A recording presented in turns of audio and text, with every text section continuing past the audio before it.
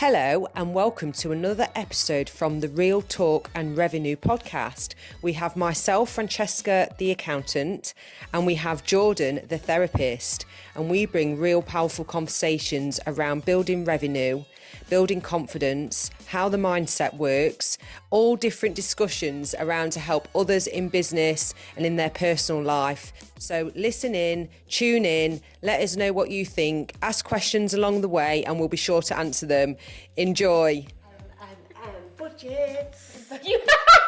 Budgets. What's funny is you get so excited. I love a budget, but I can't stick to it.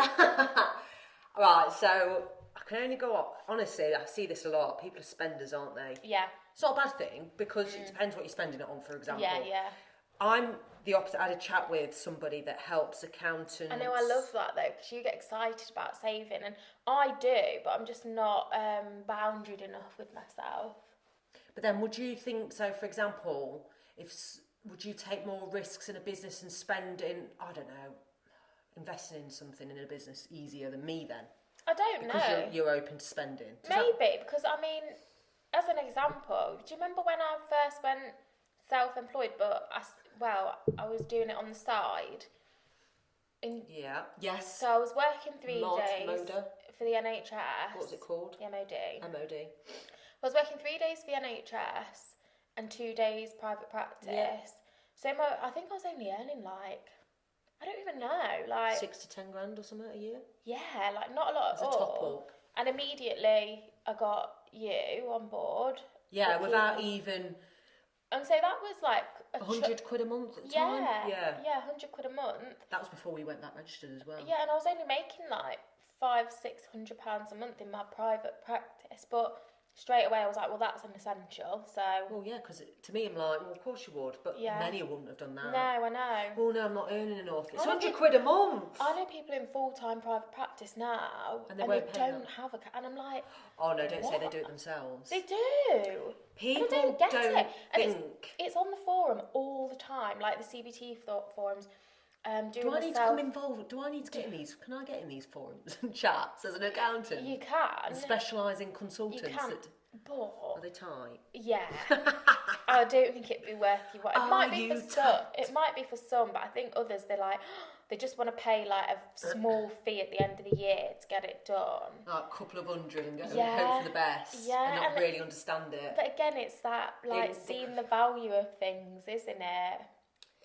They could save so much money in having... So we for example, we took on, let's say, CBT person. A therapist. Yeah. Private practice. Why do I do this? Go all like... It's so funny. I'm blaming my perimenopause. Yeah, anyway. So we took someone on, and they wanted, not only did they want quarterly catch-ups, it was tax planning as well, and invested them in paying for that solution. Yeah. And that's brilliant because it's going to pay itself back. 100%. But people don't realise that compound effect. So as a personal budget, I don't know where it came from. I did a post on LinkedIn, but I just decided to save such a small amount. Yeah.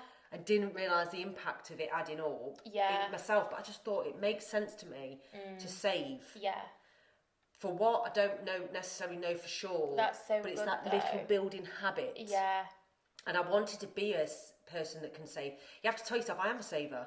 Yeah. Rather than, if you say, I'm crap at saving. Then you are that. Yeah. It's the same with gym and exercise. I used to tell myself I've got no willpower or discipline. I'm not a runner. Yeah, I can't. I just can't stick to anything. And then when I stopped telling myself that and gave myself the evidence that I could be consistent, I was like, oh, I can do it. Yeah. But it's again, it's that self-belief, isn't it? And it is. Switching the narrative around and being no, I am a person that saves. I am a person that makes money. You know. That's exactly what I did. I thought, well, I can do this because my first goal, I say a goal, it was a goal but wasn't sure it's ever going to happen, where I just bought my own house. Yeah. So I started at 21. Yeah.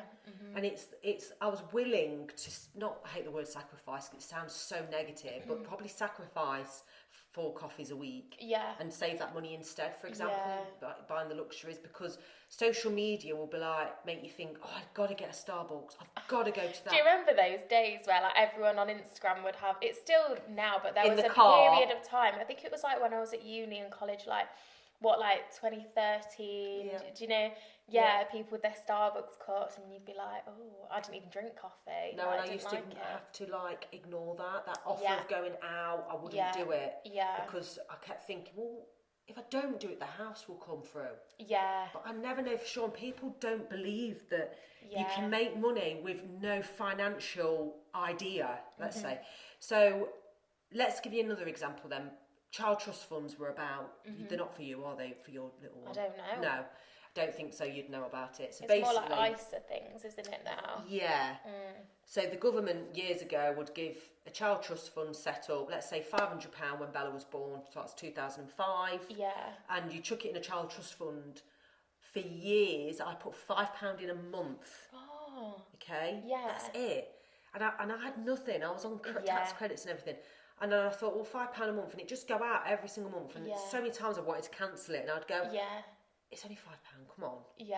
So anyway, then the £5 a month stopped in 2023, so I think she turned 18. Oh my God. Yeah. Wow. And then, so that 500, and she's got it. I think there's £3,000. And that's not even, if I put in 100 a month, could you imagine? And it's like, and £100 is definitely too much for a single parent. I'm not saying you need to do that for your kids. But it's just as an example, like £5 a month is you just dismiss it, like you say. I think people think, and I'm guilty of the same. Like I think I can't put a couple of £100 away. What's the point? It's what a stupid thing to think. Do you know what I mean? Because like you say, anything you could put. Doesn't have to be a couple of hundred. Doesn't have to be 100. Like you say, you could put £5 a month in. Like £5 a month it will accumulate. It will. And it's how early you start, and it's like many people will avoid that because probably I'm terrible at either probably thinking about my past or thinking about my future too much. I struggle to be present. I think it doesn't help having a business because I do like to think ahead all the time. I can think into where I am at in 2027. I do that, so that's a very good trait to have. It's at my detriment in sometimes. some areas, for some things, and for others, problematic. And some people just think in the now, and they're like, well, I've got £3,000 in the bank, leave it. Or spend it.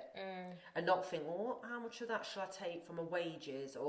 And then a lot of people have a bad habit of putting money in the savings and then dipping in them. 100%, I've done that. Don't get it? I struggle to get that. But then, it's money are you mindset. putting too much in? Potentially. For you to then having to need it?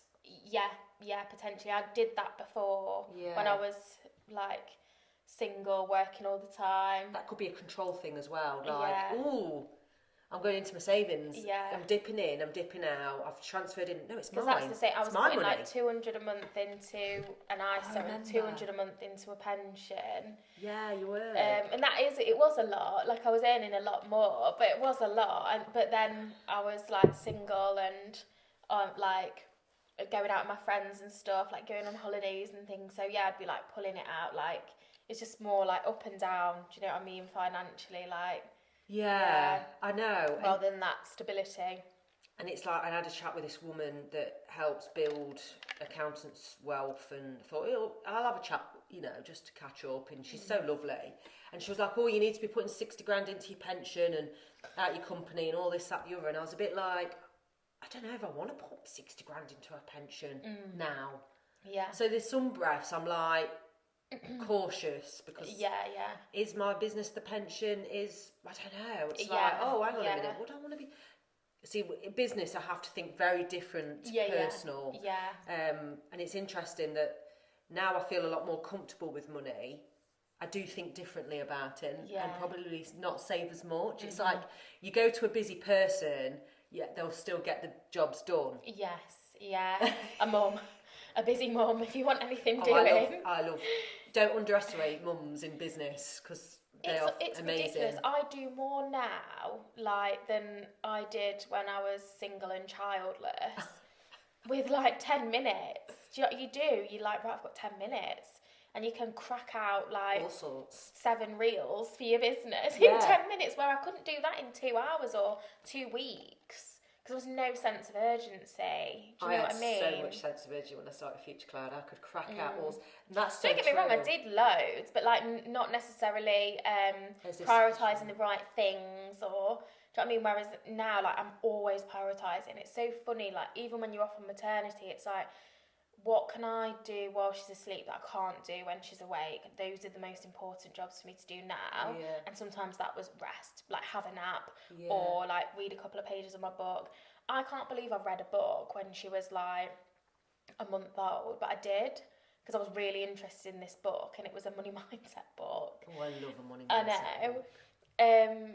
But yeah, I was like, I can't believe I've done that. So like, looking back now. You know that money mindset book? Yeah. And this is what people forget. You have to read it again. I've read 3, and I need to go back and read them. Because you forget so easily, don't you? You do. The message, and also like the messaging takes a while to land. I had a client the other week, and she said to me that she listened to a podcast. I think I mentioned this before actually, and she said, I was listening to it and it really resonated and hit home, and I thought to myself, this is nothing that Jordan hasn't told me before. This is exactly what you've had me doing in therapy, but I've just heard it in a different way. And it like kind of consolidated it for her. And I was like, yeah, because sometimes we need to hear things multiple times, different ways read of hearing things, it. hear things like from different people in different ways, Yeah. until it just sinks in and you're like, oh yeah. I can definitely help people make more money, Yeah. but they've got to want to. Oh yeah. So since people are, I do want to have more money and save and that, but are they just saying that? Yeah. Just think, well, that's what I should be doing, Yeah. but I don't really want to. That's I'll what we say should that. do, isn't it? Like, Yeah. And you've got to live how you're happy. So, for example, some people live with everything in their bank they get in that month, and it goes out. Yeah. And they might have, I don't know, parents that have got money, so they're probably thinking, oh, I'll get this one. And it does make a difference. Yeah. If there's no fallback, it makes a difference. What I think is, well, what do they call it again? Inheritance. No. The kind of term, is it Silver spoon. No. Silver spoon in the you back. know how Born with when a silver say someone's earning £2,000 a month, and then they get a pay rise, they're on £3,000 a month.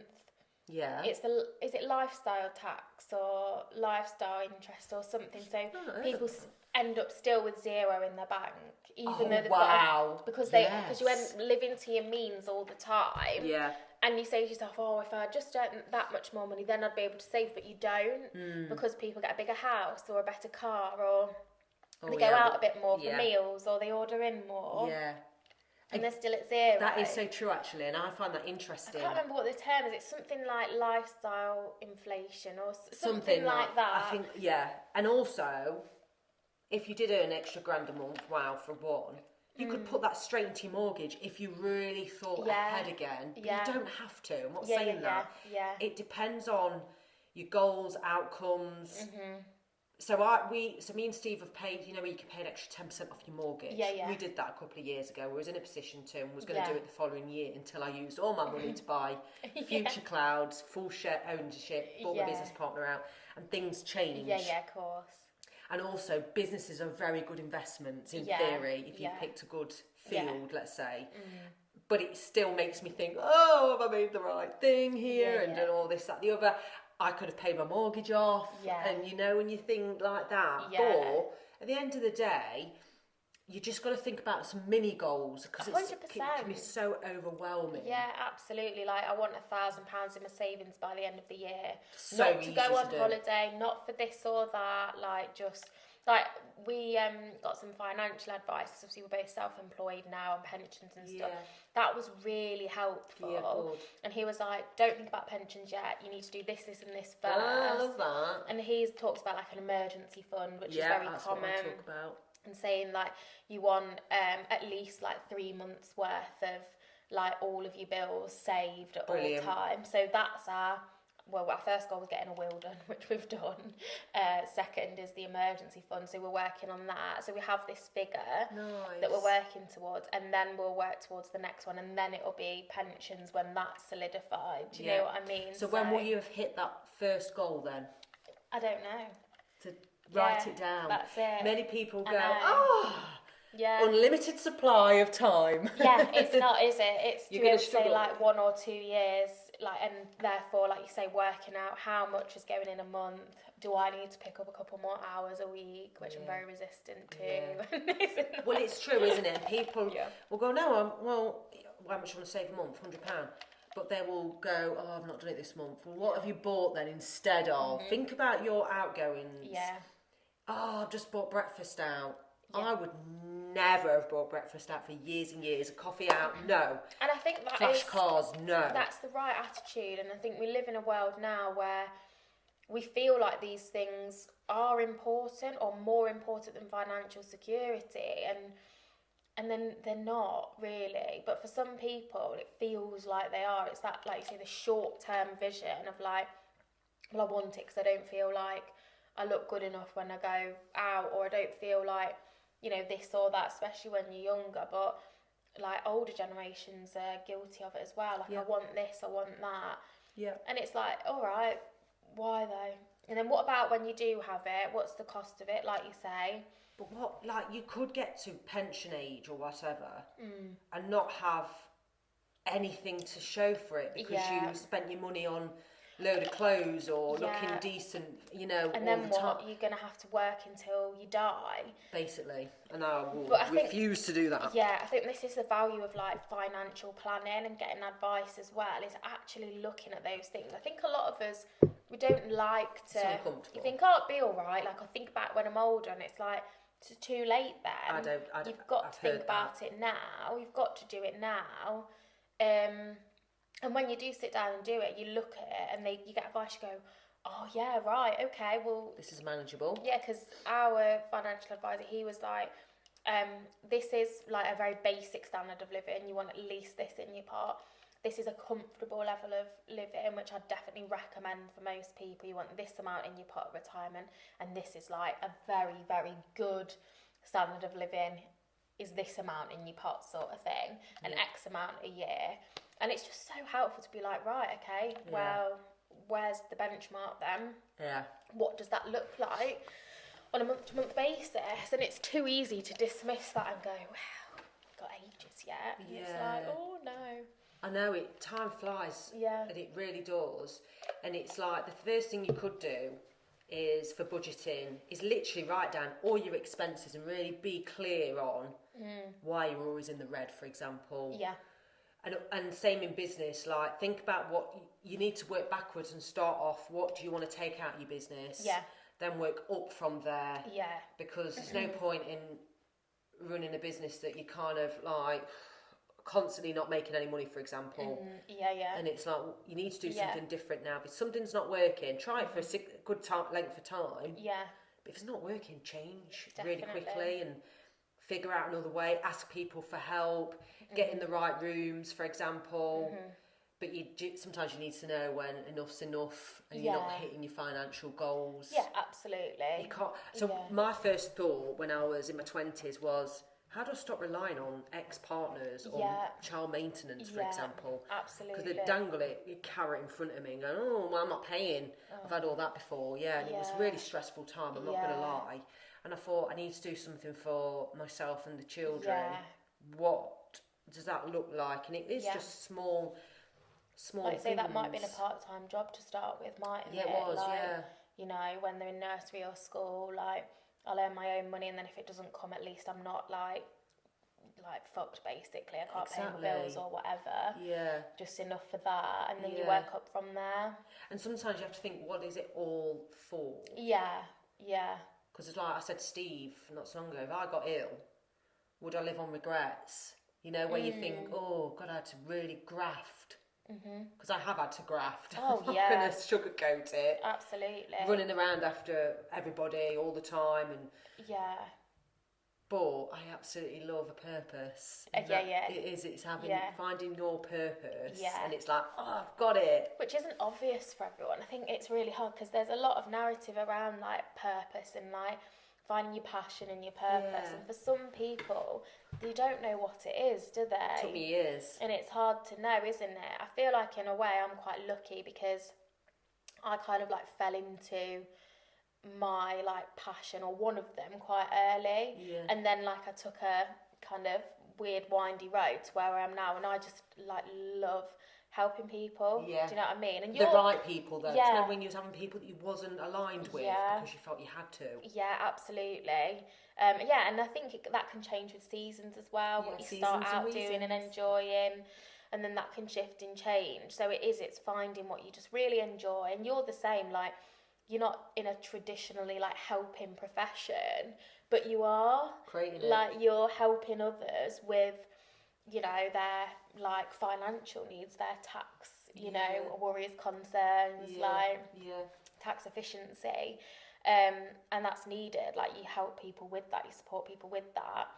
And like I do the same for people in their mental health, and I love it. I know, and there's a spin on that as well. It's like creating a team that can thrive in an environment. Yeah, absolutely. It's like, I do love nurturing that. people to like grow and develop. Yeah, bringing out the best in people. Yeah, because accountants are traditionally, well, they're quiet and get their head down, but they're not. I've learned that it's the environment they're in that's created that. Keep quiet, sit in your box and don't come out of it. And I just think, no, I don't want that environment here. I want everyone to have ideas and try different things, and I love that side of it. But it comes with a lot of ups and downs. Because anything does. Anything. It's so hard, isn't it? And saving money isn't as hard as you think. No, like say £5 a month. £5 a month. You're still saving money, and again, it's like breaking away from that all or nothing attitude, isn't it? That's something that I struggle with. Like, what's the point if I can't put 200 quid a month in? Well, of course, there's a point. It's better than zero, isn't it? £5 a month, then it's £3,000, which isn't. It's like when she told me, I was like, okay, that's decent, really. Yeah, it's not zero, is it? Like to be able to present it's not just still 500 quid with some money. Like. It's not zero. Like to be able to present, like when she was 18, did you give her it or? Well, she knew about it from 18. She only when you just looked at it. She just put it off. But it's there. Shows it's saved. That's what I mean. Like to be able to be like, oh yeah, I've got £3,000. And then she was opening up her little savings account, and she was moving it around. And what should I do with it? And I was like, well, you look at it, and you get to teach her about like money. Yeah, she says, oh, my current account then it's like 1% interest. I was like, Bella, you can get 3. Let's have a look. Yeah. Oh, I didn't know. Yeah. And I'm just so blunt with her, but I'm trying not to do it for her. Yeah, just to like teach and let her have a go with things. People don't think what anything in your business as well, it takes time. Like you've got a financial advisor involved. It's an uncomfortable situation because the reality hits of, I could be making more money. Yeah. But I think as well, like just to say about financial advisor, I think sometimes people think you have to be like a millionaire to have a financial advisor. No, anyone. If you've got a goal, if you want a few things sorting out, anybody. Some financial advisors charge a one-off fee. Yeah, and does your guy do that? No, he charges, I guess, based on like products that he takes out and stuff. So we've got like life insurances, and he'll like help with mortgage if you want and stuff like that. Oh, brilliant! Yeah, this is like free advice, and then gets it from the products and services. Exactly. So you're having a good experience. Yeah, I really like him, and my granddad's partner. She wants some advice on completely different. Obviously, she's in her 70s. And I've like recommended him to her and stuff. But he was recommended to me by our neighbour as well. Yes. So yeah. No, that's good. And you've got to find the right vibe with people, because if you get someone that's quite formal and strict and a bit strong-willed on stuff, it does put people off. Yeah. It really does. And it is about the environment you're in. Steve's fantastic at saving. Yeah. Very savvy. Yeah. Likes to... Didn't he used to be an accountant? Yeah. Did you see his story on LinkedIn? No. Oh, he did it. So he's back on LinkedIn. Right. I didn't know he'd I'm not, so... Yeah, true. He's back on LinkedIn. Did a little bit of a story. I can't remember, was it 15 years ago? 15 years ago, I had a newborn. Left my job as an accountant. Oh, right. Yeah, didn't finish his exams, though. Right. He didn't finish some of his exams. Yeah. And probably didn't really want to do it. He was just like, shall I do that? Yeah. He's good at it, and he was on a really good salary. And he was in industry, wasn't in practice. He started in practice. Yeah. And he was on a really good salary. Yeah. And he believed in himself to be a personal personal trainer, can't think of the word, or a gym instructor, and he had to start at the bottom. Yeah. And when he tells me the story, I think, God, I can't imagine you going backwards almost to go forwards, and it's a similar story to me. Again, it's when you've got a goal and you see like, okay, in 10 years time am I going to be doing this or that, it's like that, because you ask people a lot, don't you, like, oh well, would you be happy in this situation in 5 years time? They're like, oh no, I won't be. And it's like, okay, we've got to take action on that, and when are you going to do it? If in 5 years, you know, you don't want to be in this situation, whether that be like personally or professionally, well, what are you going to do then to make sure you're not? And when does that need to happen? I know. Like in 4.5 years, is that when? Oh well, no, I want to be established. Well, okay. Yeah. Now then. Yeah. And what does that look like? What's it? Could it feel like? Do a forecast of your figures. Do a cash flow.